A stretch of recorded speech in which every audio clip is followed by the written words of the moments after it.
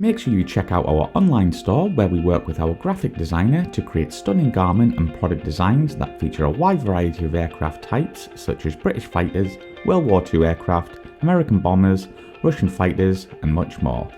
You can pick your favourite designs and personalise any items within our Redbubble store that range from clothing right the way through to stationery. All of our designs feature our logo so you can show your support for the channel while getting a quality product. You can head to our website aircrewinterview.tv and click store, or go to redbubble.com/people/AC interview.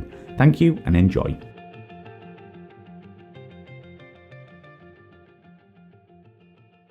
So Rich, when did you first become interested in aviation?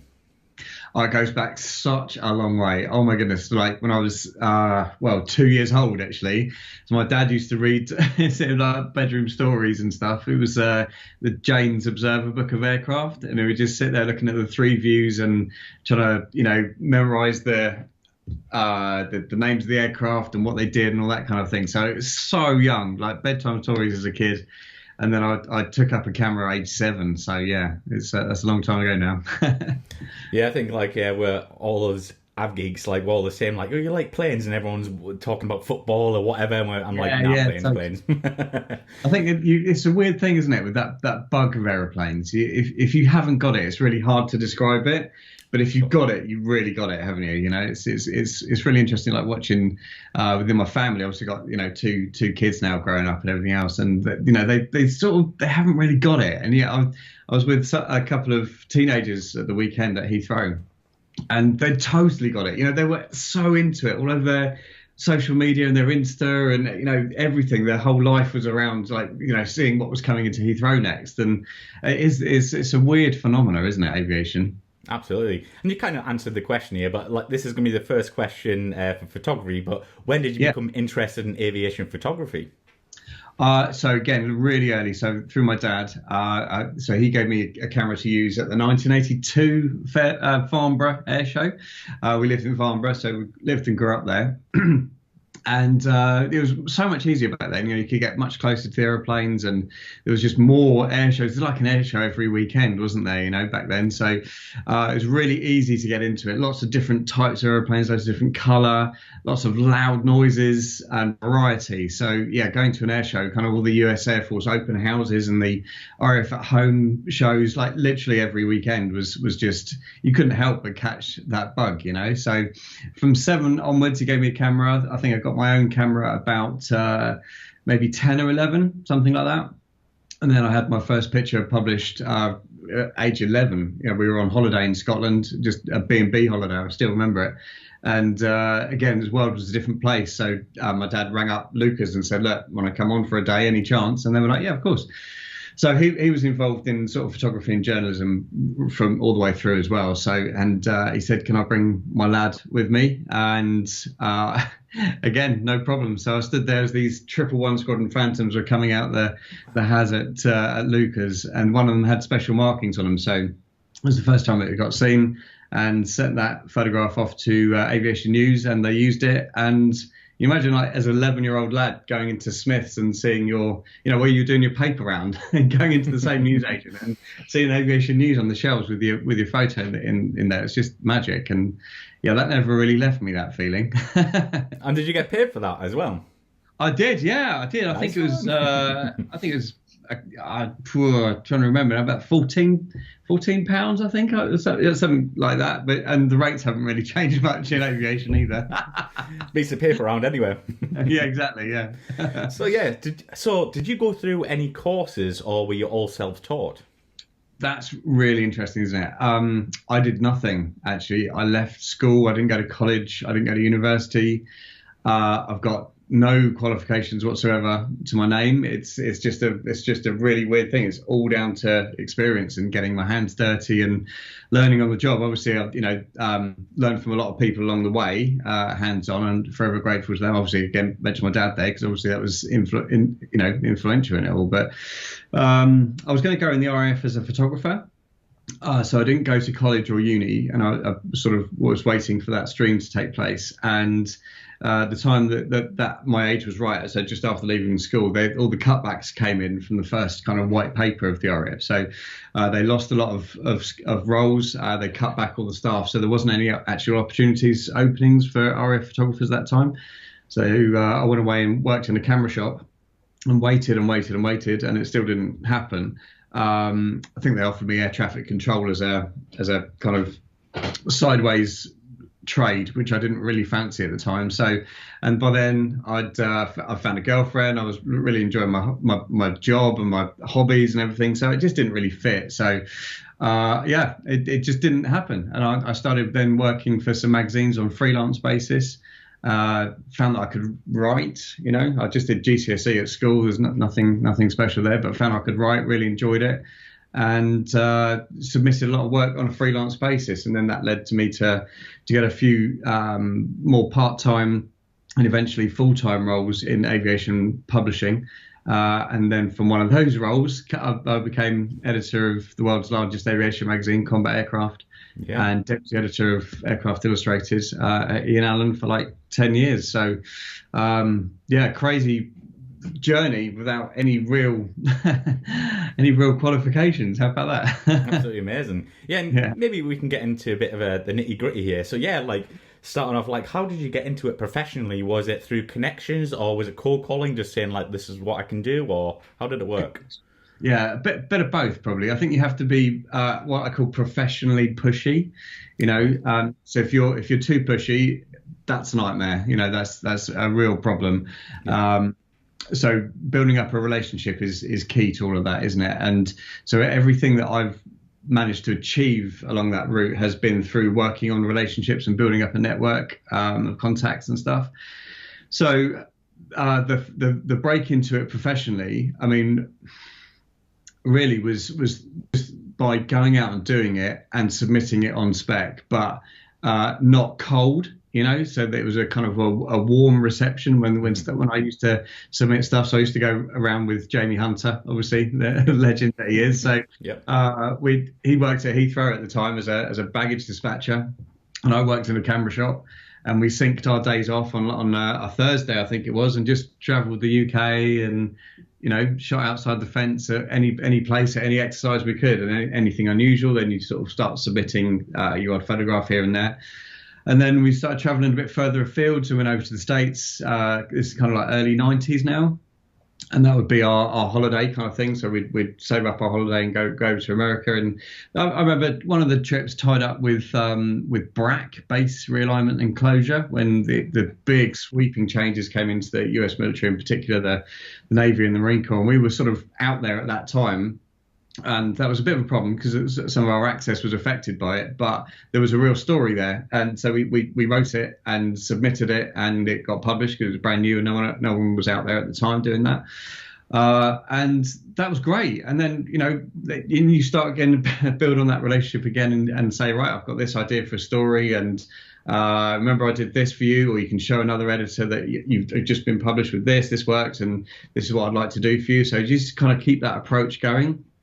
And make it easy for the editors as well.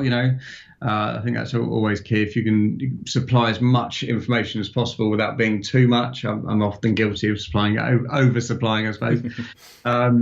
And yeah, so it is all then building up those relationships. So I continue to do the freelance stuff. And on one of those freelance trips, I actually met up with the editor of Aircraft Illustrated. We didn't know each other at the time, Alan Burney, absolute legend. And it was in Sweden. And it was an airline that just received 146s, so we were going up there. I remember it being Christmas time, because I remember eating reindeer, and that was quite weird, eating reindeer at Christmas. So yeah, right. So we met up, and he told me he had an opening at Aircraft Illustrated. There was his deputy was going off travelling the world, and he needed someone, and we just got on really well. And we didn't even talk about aeroplanes. And even then, when he invited me for the interview, I remember there was no aeroplane or even like like a proper interview, CV stuff, and what your aspirations. It was all just around what music I liked. Oh, So we just chatted for like an hour about music, and then yeah, got the job. So again, it's that. But what that all boils down to is just relationship and being as good a person as you can be, really, and trying to make things work from there. It's a good starting point, anyway. Yeah, so then early days, like you said, the America trip, was it basically like, right, they might enjoy this, or did they hire you specifically for this? Or was like, oh, they're going to like this, and then we'll submit it?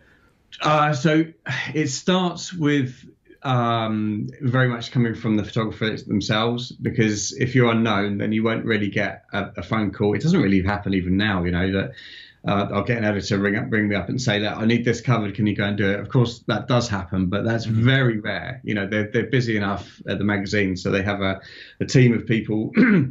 Their own reporters. But if you're doing it freelance, generally it's submitting on spec. Sometimes then you can it's a bit of chicken and egg, isn't it? Because if you need the access, then you need the letter to go there and say, look, I'm doing this for this magazine. So that's really important, and you've got to have a track record for that. And again, chicken and egg. To get a track record, you have to get published first, right? So Totally. That is not easy. It really isn't. And we're in a good age now where you can set up your own website and blog and things like that. But, you've got to be careful on that as well, because not all of that is necessarily what people are looking for. It's difficult to describe, but for example, if you're engaging with the RAF, then they're not necessarily all about the enthusiast. They are, of course, that's a major part of it, but they're much more interested in the wider reach of the message that they're trying to portray. So kind of like a website of your own photographs isn't necessarily going to be enough to say, and I need access. It doesn't really work like that. So Rich, was there a point where you thought like, right, I'm a professional now? Was there a photo, or was there a time and point that you thought like, right, I've made it, this is my journey in life? I don't think you've ever get to the point where you think you've made it, I think. But in terms of like, okay, this is real, this is happening, I think because in my case, it was so gradual. You think from that early age, going right the way through to being freelance and then employed to do this stuff. So that's a long time, so I don't think there was a defining point of like, okay, yes, I am now a professional photographer as such. But obviously, when I joined the magazines, that was a really big moment. That was April 1998. Now that was really cool. But I think probably when you start to get your first article published, your first, so it's not just a news photograph, you actually sat down and written something, you found out the information, you've brought it all together and you submitted a package, and then it's on the shelves in a tangible product. That's pretty amazing. I suppose the next one then is, we touched on it a bit earlier, but when you actually then contacted to produce something, I remember one of the first ones of that being Air International asked Jamie and I to come up with something on the Raytheon, it was a BizJet, Raytheon Premier One or something like that it was called. Okay. One of the first BizJets designed by computer. So this is like probably mid-90s now, early 90s. Mm-hmm. So being asked to actually produce an article on something we to be honest, knew very little about, because we were very much on the military side. But that was pretty cool. So there's those different stages of feeling, okay, this is cool, this is happening, I guess, rather than one big defining moment.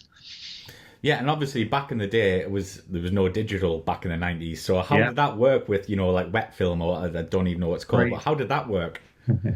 So from a photographer point of view, I used to just take a massive suitcase full of Kodachrome 64 over to the States, all wrapped in lead bags and stuff, so that it wouldn't get x-rayed. You had to check out what x-ray machines were being used. Wow. So it would fog the film, and different countries had different levels of x-rays that different film sensitivities could work with. Generally, if you were sort of 64 or 100 ISO, ASA, it was okay, but like if you were using 400 or 800, then they might start to get a bit more sensitive to the x-rays coming through on the baggage stuff. So all that was a consideration, and weight and everything else. And then, of course, you had to wait, and it was an exciting thing, as much of it as a faff as it was. Getting back and then sending your images off to get processed, either prints through a laboratory or sending the Kodachromes to Kodak and Fuji's to a lab, all that kind of thing. That was exciting stuff because you didn't know what you got, and you'd have to wait sometimes. I suppose the quickest the turnaround was probably about, I don't know, maybe 4 or 5 days. But generally, especially in the summer months, it'd be like up to 2 weeks before you got your images back. And then you had to battle. There was so many things that could go wrong. Oh my goodness, like scratches on the film, the way they processed them. I got some back from some Kodachrome labs, and it looks as if they've been kicked all over the floor. It was just terrible. You just get a bit of dust or dirt in their machine, and it just run through every single photograph you've taken in the whole batch. And there's no dust spots or anything else. There's no processing material you can use to get rid of that. So that was a real issue. And then the films would get lost in the post, and then they get lost in the return, and so many different things. But it was cool. It was so exciting, and even just the smell of the film as you open up the packet and sent it away, and everything it was just pretty magical. And I did also do my own processing in a darkroom as well for black and white. I'm that old, dude. This is it's going way back. So fixers and different types of Ilford and Kodak papers, and it's just drying and all over the kitchen, and it was just pretty magical time, really. I want to get onto co-op and soon, but when did you transfer to, I guess, wet film to digital? 2005, that was, and I started using Minolta cameras when I was in the camera shops working, and they were an amazing company, actually. Minolta, they were really innovative in terms of their autofocus and the features that were brought into cameras in those early autofocus days. And unfortunately, they took a long time to go digital. So I stayed faithful, waiting for Minolta to go digital, whilst Canon and Nikon actually did digital a little bit earlier than that, and Kodak, in fact, as well. But I held out, and in the end, actually, Minolta went bankrupt. They went bust, and then they got taken over by another company called Konica. So I went with those guys, and they weren't brilliant, but I still needed to do it because they fit all my lenses. This is all 2005. And then the whole lot got bought out by Sony, that we know and love today. And at the same time, I actually switched to Nikon by that stage because the Nikon range was expanding quicker, and my dad used it, and I could nick all of his lenses. So I made the decision to go to Nikon, and I've stayed with Nikon ever since. Brilliant. So let's talk about co-op and how did it actually start? And was it your idea? And just tell our viewers what it's all about. Well, it's an amazing company. I mean, I'm so proud of it. Don't mind me saying, but the opportunities we've been able to give people over the years have been second to none. They really are special, and I really pride myself in the fact that we can take anyone, whether you're super experienced or just beginning in the whole journey of aviation photography, and bringing you into these amazing situations, whether that's air-to-air or a visit or an amazing trip around the world, that kind of thing. So the opportunities have been pretty epic, and I suppose it's that provision of opportunity that I absolutely love, because that goes right back to the early 2000s when I was working at the magazines. Mm-hmm. And I noticed that there was a lot of really cool aircraft types being withdrawn in the early 2000s. There's kind of like this generational swap out of, all the old classic Starfighters, Vigans, Drakens, Sea Harriers, Jaguars. There's so many. And because I was working on the magazine, I was working really closely with the squadrons because I was doing reports on them. And I got really close to the last Starfighters in Italy, the Italian Air Force, Brasiliese. Went over there like maybe, I don't know, probably 4 or 5 times actually in my time there. And I knew the base really well. I knew the people really well. And these jets are cool, man. They're Starfighters, the last Starfighters in the world. So I knew there was something pretty special there. And I thought I had again, enough of a relationship with the guys there to ask. I said, look, can I bring some of my readers over with me to experience what they're reading about? You know, they're seeing it in the magazine, but I think we could host a group there on the end of the taxiway, and I know you turn right out of there, and I know the light is over there, so if we could then move that. Do you know what I mean? It's kind of forming up a plan for guys to actually go over and see and photograph these before they were gone for good. Unfortunately, they agreed to the whole plan. And I think I actually managed to get, I think there was a group of 40 to start with, and I think we did that 2 or 3 times. Right the way, so there's you know, that's quite a lot of people coming out. People, I was going to say, yeah. Yeah, it was an amazing time, but the world was a different place back then. Oh, totally. Big time. But that then led to me thinking, okay, well, let's do that with that squadron that's going. Let's do that with that type that's going. And, you know, I was able to do this based on the magazine. We'd go over and do a report on it. And bring guys with me and absorb that squadron life. And that was really special. So that was called the Aviation Photo Club.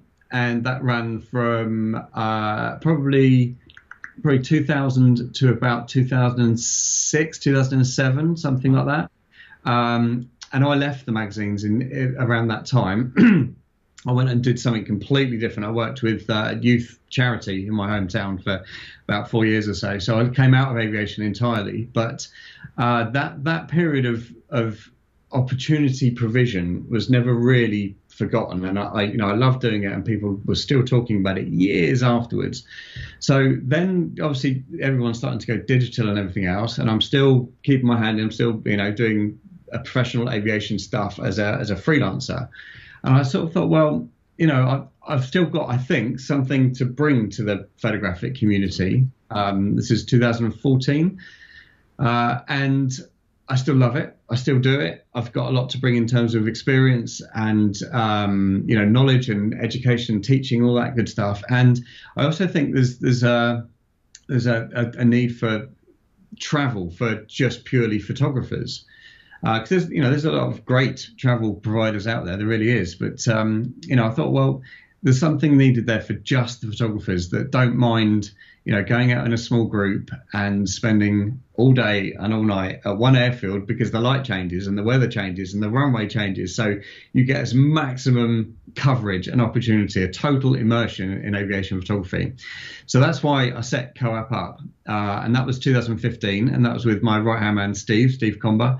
And we've, ran that ferociously, like 30 weeks a year on the road, right up until COVID. Yes. And then it came crashing down as everything else, right? So, yeah, it's that was tough. Yeah, but going into the logistics of that, are you like the main point of contact? Do you have to organise, contact the bases, squadrons? That must be quite it's pretty intense. It is. There's a lot. There's a lot going on, and I think we're all busy, right? We've all got busy jobs and everything else. There's no doubt about it. This era we live in, it's just crazy, but I love it, and I think if you don't have that passion for what you do, then that becomes really tough. So if I was, fixing washing machines, which that's not me. If I was fixing washing machines for a living and, having to travel around the world showing people how to do that, then no, that would be really tough. I think I don't think I could do that. But I think, I'm very lucky. I'm very blessed. I know that to be able to work in an industry I love and make something happen, So I think that passion is vital, really. Otherwise, I couldn't do what I do. Yeah, and you mentioned it before. You said it was from professionals to beginners, and how do on these trips do people interact? Is there a bit of nervousness from the beginners to more professional people? How does that interaction work? Well, I love the fact that it's in such small groups, so there's no hierarchy there, at all. It's very easy to have that, I suppose, in a larger group because you can, be easier to hide, or you always get the ringleaders kind of come through, all that kind of thing. It's just human nature, isn't it? But in a small group of 6 people away traveling in the States for 10 days or in Japan for 2 weeks, no, it's a level playing field, and everyone learns from each other because that's one of the amazing things is of course I've got a lot of experience and knowledge and stuff to be able to impart and everything else. And that's part of why I love what I do. But it's also amazing to see how people learn from each other on these trips as well. It's like, oh, what did you see? What did you do? That's the Canon 7D. I'm looking to get that. Or this is the Nikon, D5. What's the difference between that and the D3, which I'm using now? And I can't answer all those questions. I know what I know, but just the joint progression and learning of the wonderful subject of aviation photography is just excellent to watch. Absolutely. And do you have a favourite base or country that you've visited on these trips? Tough one to know. I love Japan. I mean, that's an amazing place. The people and the culture and the food. And just the way that they've got such a cool air force and army. Really do. That's right up there. I really do enjoy Japan. And I think because it's not always with co-op stuff, it's not always about the aeroplanes. It is about experiencing the culture and the food and the social times and everything else. So Japan really fits that mold very well. I also love Switzerland. Really love shooting out there. Again, the access is great. Mm-hmm. But you've got the scenery and the weather to match it as well. And that's really cool. I love the deserts of America. You can't fail to mention that, just those desert road trips around Arizona, Nevada, California, just so special. But, I can't wait to go to Fairford this week. And, it's really hard to pin down because they're all so special because it's people and aeroplanes and the passion that comes from all of that together, really. But if standout would be Japan, Switzerland, and I think, the west coast of the States. So, let's talk about co-op online because obviously with COVID going up, I've seen the progress on social media. Can you tell us about that, Rich? Yeah, so back in February 2020, February 28th, we landed back from Japan. A few masks being worn and stuff out there and on the flights home, and we were a bit like, it's nothing. It'll be over in a couple of weeks. And then obviously March came about, and we had some events in March that we were like, okay, let's cancel those. This is getting in the news, but next month will be fine. Next month will be fine. Summer will be fine. Autumn will be fine. And I mean, it was over. It was about 24, 25 events I had to cancel. Wow. And either the cash went back or refunded or whatever, so it was horrific watching something you've built just collapse in front of you. I know, and I'm not alone, and crikey, there's far worse stories out there than mine, I'm sure, but it was still, it still hits home, doesn't it? So did what I could and try to get as much as trying to make life work in that period with two teenagers and my wife was she did the key worker stuff at school, looking after the vulnerable kids and stuff at school. So she managed to work, and I just sort of thought, well, what can we do? If I'm sat around twiddling my thumbs waiting for then everyone to say it's okay to travel, when's that going to be? How's that going to work? It's just devastating, absolutely devastating. So I thought, well, what can we do? What is there out there? What gaps are around? How can I help the community, the aviation, the whole setup? What's missing? And obviously the connection was missing at that time. So there was. I don't know. I just identified a number of gaps. There wasn't an online aviation photography community membership. There wasn't any entertainment for aviation photographers.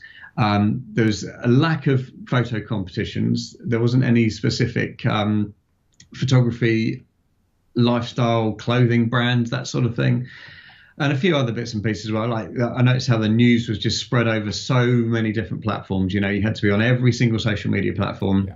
And even then, it was kind of divided up into military, civil. There wasn't anything that covered everything.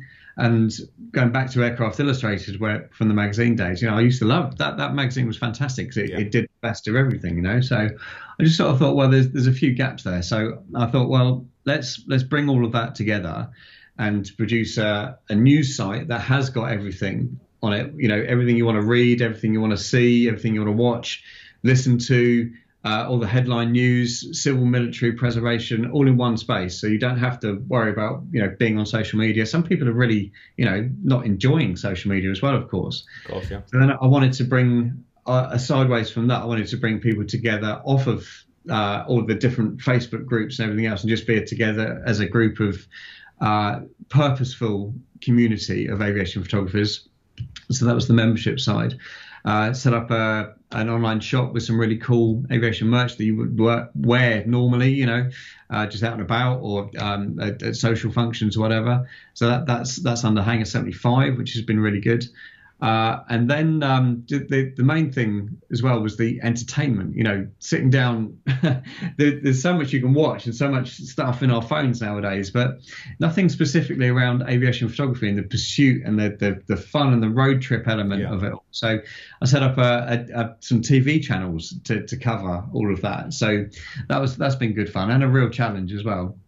And then finally there was very clearly a gap of knowledge and tutorials and workshops, because aviation photography is such a specialist niche, isn't it? There's some really amazing things we do with it and everything else, but there's so much more that could be done. And I noticed that if you were looking for a specific aviation photography tutorials, you kind of had to go for a bit of a bit of bird photography, a bit of landscape photography, a bit of modeling photography tutorials on YouTube and that sort of thing. And I wanted to do that. I've been wanting to do that for so long as part of COAP, but traveling 30 weeks a year makes that really hard. So I was like, right, this is it. This is the opportunity. So I turned this room you're sitting in, we're sitting in now, in my son's bedroom, into a studio, and set about creating this membership that would do all of that and more. And that launched a year to the day, actually, bizarrely, literally February 28th, 2021, it was ready.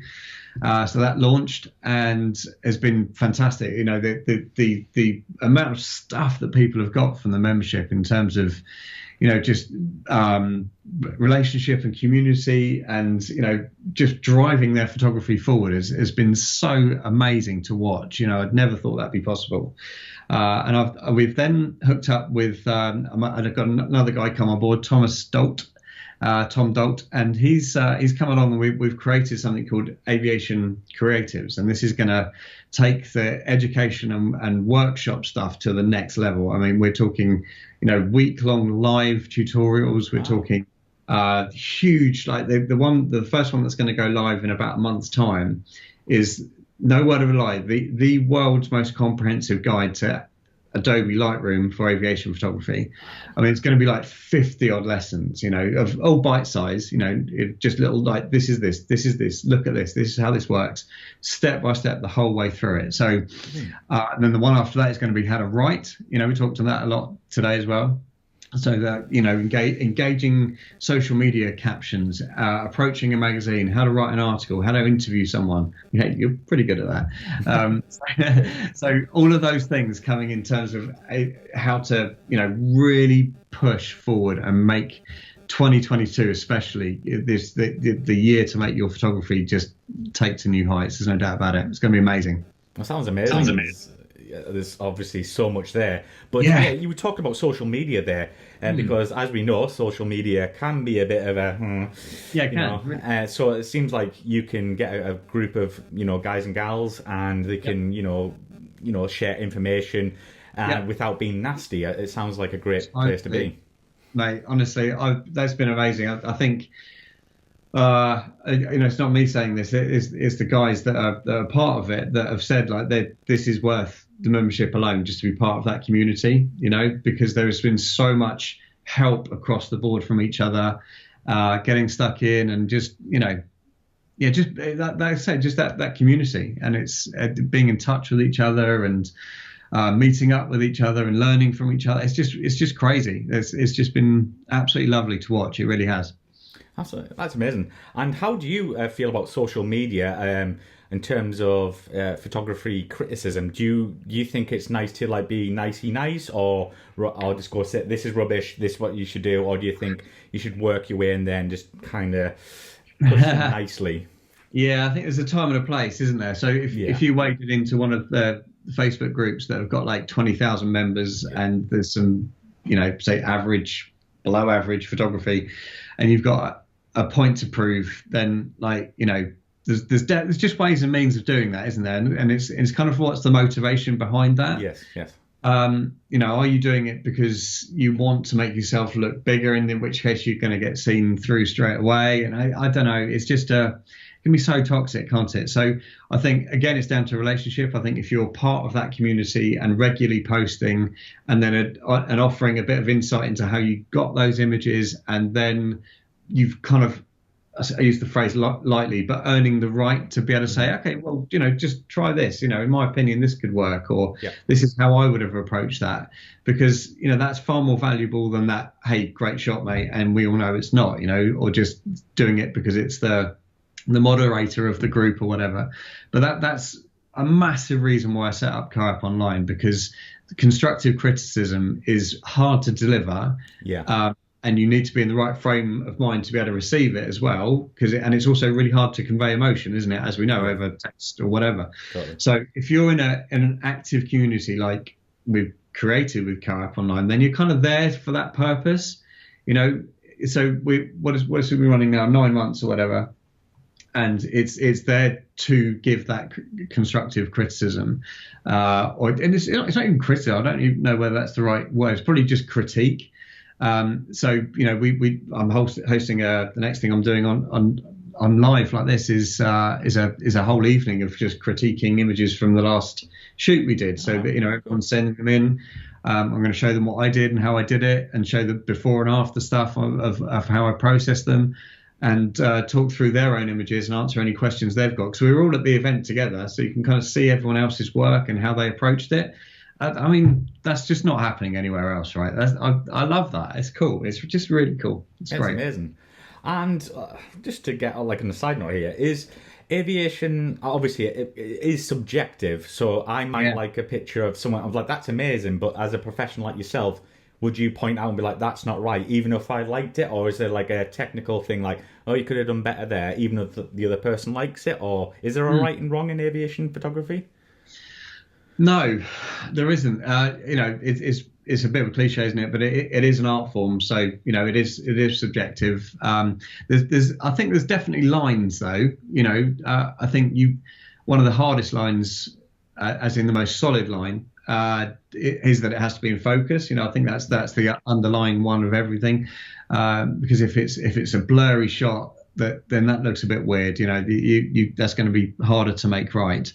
But in terms of how you process it and the look you go for, then of course it's a creative journey, and I think within that I would say there's definitely then lines. Again, I always use the analogy of when like the two Lancasters came over. So I wanted a evocative kind of sunsetty type shot, and they didn't fly in that kind of weather or that time of day really. So I shot them at Dunsfold, I remember, and there was a fairground in the foreground. So I had to take some of that out, and then I increased all the colours and the contrast and the warmth and everything else to make it look like it was sunset. And it was the evocative image I wanted to portray. So that was a creative process. But I always say, like, if I'd have added a third Lancaster into it, then for me that's my line. That can't happen. That's not possible in this age we live in.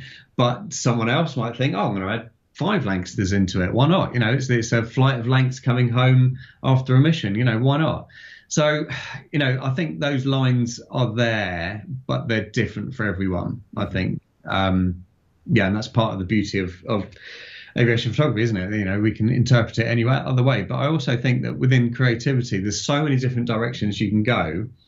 But if your photography is all about that perfect side-on image that you can see the registration, you can see the markings, then that's an art in itself. That's a really good pursuit and a really hard thing to get right, is to get the photograph exactly as it should be, and all those colors exactly right, and the lighting exactly right. That's a skill in itself. Absolutely. And we see in aviation photography magazines, well, there isn't one. Let's have, I meant aviation magazines like Air Forces Monthly and Combat. They're very much, you look at the images in there, and they're very much as we see it, as the eye sees it. There's not really a lot of publications that use creative aviation photography processing, right? If you look at cars, it's totally different. Magazine or Evo magazine in particular, they're full of creative. You've got graduations and you've got desaturated images and creative angles, and I don't know, we don't really go that line in terms of publishing, but on social media you see it a lot more, don't you? It's all about stopping that thumb scroll, isn't it? And you've got like 1.2 seconds to grab someone's attention. If you're picking up a magazine and it tells you the ins and outs of that whole squadron, you want to see exactly what you're seeing, I guess. But on a phone, you want to be stopped and stunned by the colours and the striking processing. Perhaps it's just an interesting point. Absolutely. And personally, you probably don't, but maybe you do. But if you get criticised for your photos, how do you take it personally? Oh, no one does. Good question. I mean, everyone always learns, right? All the time. I take too long to process. I send far too many images to a magazine editor. I write too many words. I don't know flash photography particularly well. So all of those things, they literally just off the top of my head.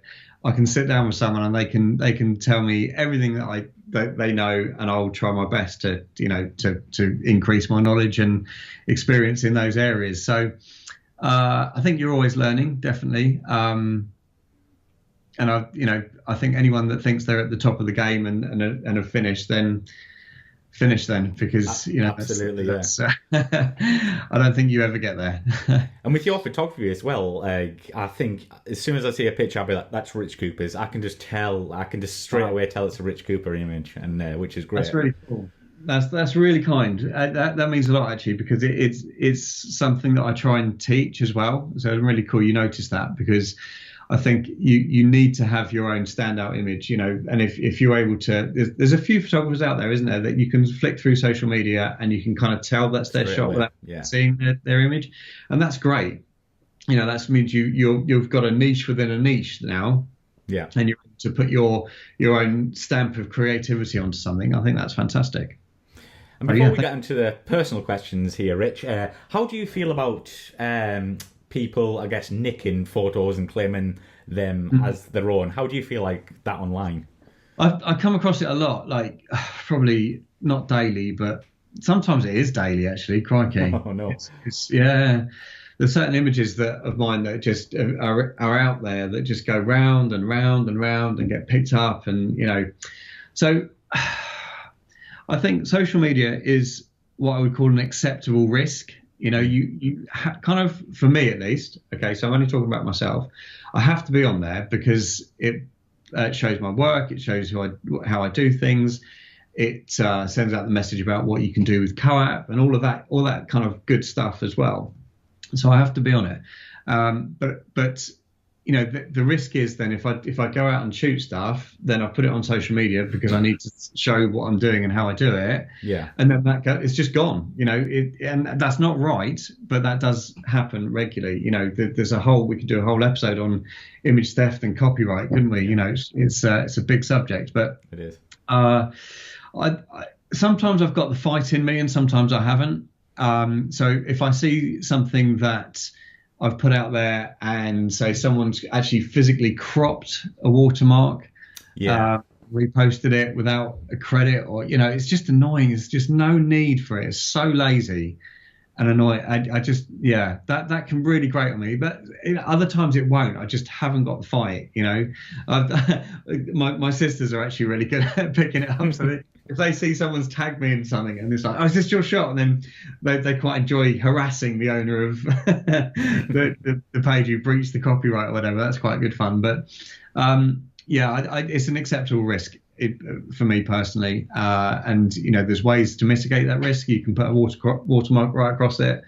You can obviously limit who sees the shot, but you can still screenshot it and take it. There's no fail-safe way to protect that from happening. But yeah, you can just do anything you can to stop it, and then chase them down when they do it, but it does get exhausting.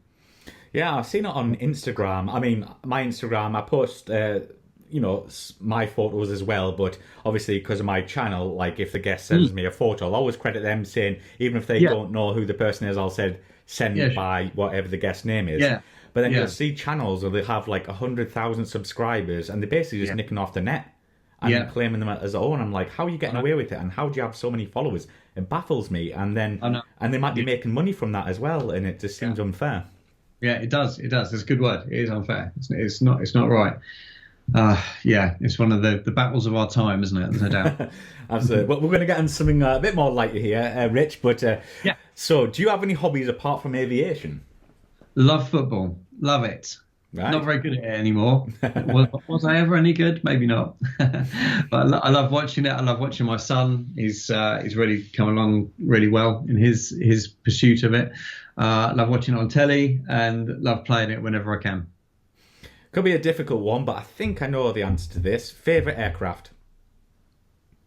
Well, that is a difficult one. I mean, it is the Phantom, right? That's the one I thought. It has to be. Yeah, it literally has to be. But I absolutely love the MiG-29. I love it. Having grown up in that sort of 80s into 90s and seeing them fly into my hometown of Farnborough and the classic shape and what it represents, not so much now, but you know what I mean? That sort of like the enemy, whatever. But the smoky engines, the shape of it, the tail, the twin tails, the intakes. It speaks Cold War, doesn't it? It is. I've got a real soft spot for MiG-29s. Mm-hmm. Apart from the Phantom, which is the favourite aircraft you have photographed? That would be the Tomcat or the F117. I know you love the 117. Yeah, really tough. I suppose because I can't choose between those two. The following that the Tomcat's got and just how damn cool that aeroplane is in the community. But then how damn cool the story is of that F117. Yeah, it's so cool. Yeah, I can't choose between those two. I'll give you two then. I'll give you them both. Thank you. Yeah. So is there one aircraft you haven't photographed yet that you would love to? I'd like to work with the US Air Force B-1 community actually at their home base. I've not shot any of them operationally, so that would be really cool. I'd really enjoy it. It's an amazing aeroplane, isn't it? It's so much power and so photogenic, and yeah, I think that would be amazing to work with those one day. And we've got a couple of questions from our patrons, if you're happy to answer. Oh yeah, definitely. Right, so this is from Marcel Moser. In order to achieve a nice prop disc when photographing a helicopter or propeller plane, one must use a slow shutter speed. Yes. Low shutter speed leaves you vulnerable to any sort of vibration. So my question is, what would the technique be, or perhaps gear, required to dump any vibration mainly generated by the photo ship? Is the image stabilizer found on modern camera enough to compensate? Okay, so yes is the answer in terms of is that enough to compensate. But as with anything, the more you spend, the better that is. That's something that you really see an increase in effectiveness as you spend more money on lenses. The VR or the IS gets better and better. So I would definitely invest as much as you can in your lens for that reason, but also then the quality of the glass as well. There's also gyros you can buy now. They're a lot of money, like thousands, and they sit underneath the camera, and they literally, like, it's a really weird effect, like floats in your hand. But you can hire them as well. So if you've got a specific shoot you want to do, like say you are going air to air with a warbird, for example, and it's a one-off, then it's absolutely worthwhile hiring a gyro. They can be really hard to get used to, though. Honestly, they are tough bits of kit, and they're very heavy. So I would recommend perhaps hiring it for a few days beforehand to get really used to it as well.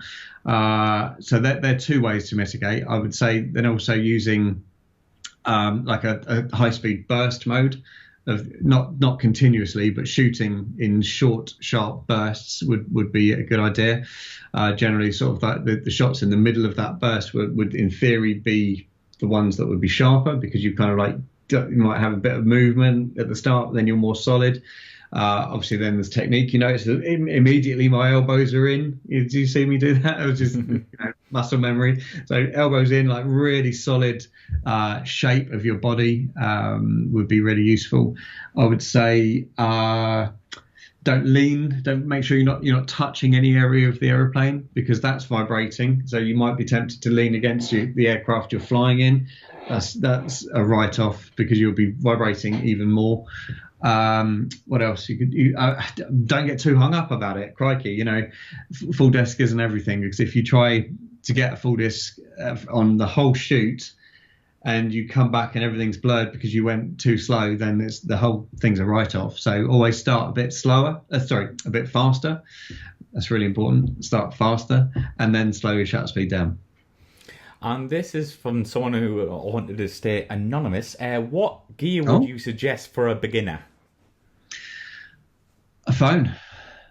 Really? Wow. The stuff you can get on your phone nowadays is fantastic. That's a bit of a sideways answer, but it's in your pocket. And if you've not done aviation photography and you go to an air show, then you can the results you can get from those things are absolutely incredible, especially in museums nowadays. Goodness me. Yeah. So that, don't be afraid of just using what's in front of you and getting out and looking for different angles, that sort of thing. I would recommend, anything from the main manufacturers now is good. There used to be a time when they would produce really bad cameras, back in the first days of autofocus, and the early digital stuff was pretty bad. But you think of how much technology has moved on now in cameras. You can't really buy a bad camera.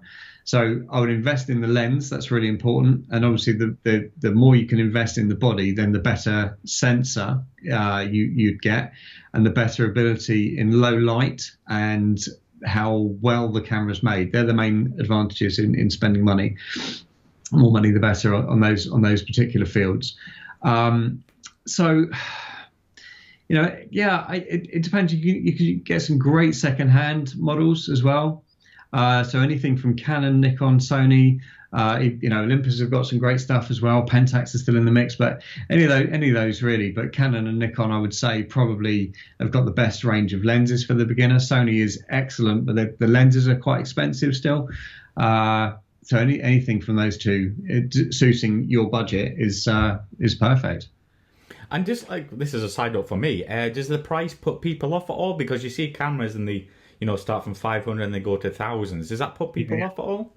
I suppose it could do. I mean, we've all got a budget, haven't we, as to what you need, and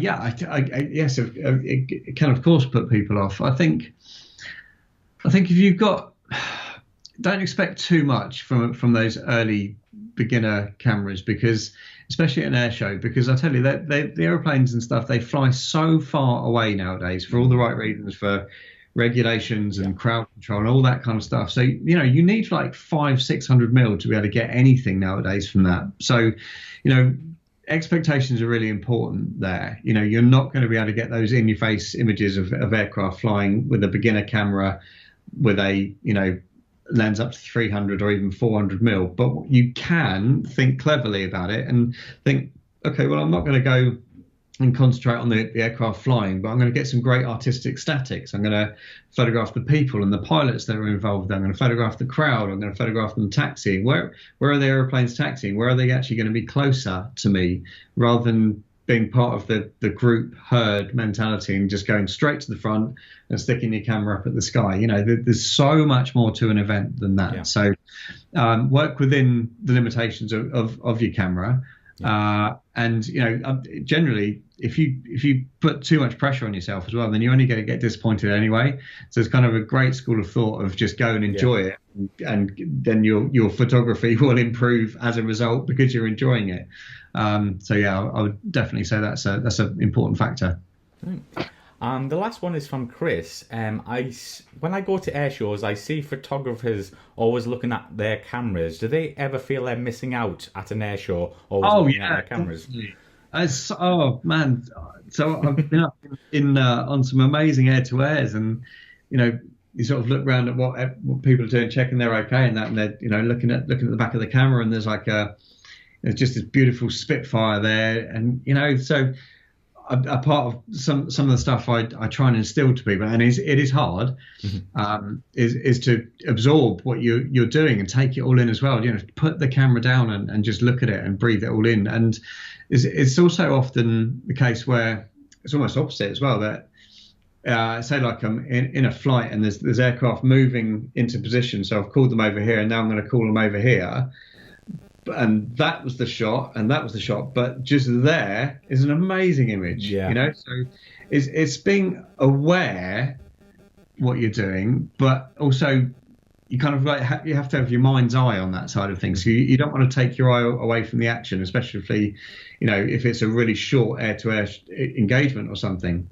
But not at the expense of ever losing the moment. It's sad, isn't it? We're all guilty of it. I mean, crikey, go to a concert, whatever else, and you see you're watching the concert on the screen of your phone. It's like, oh my goodness.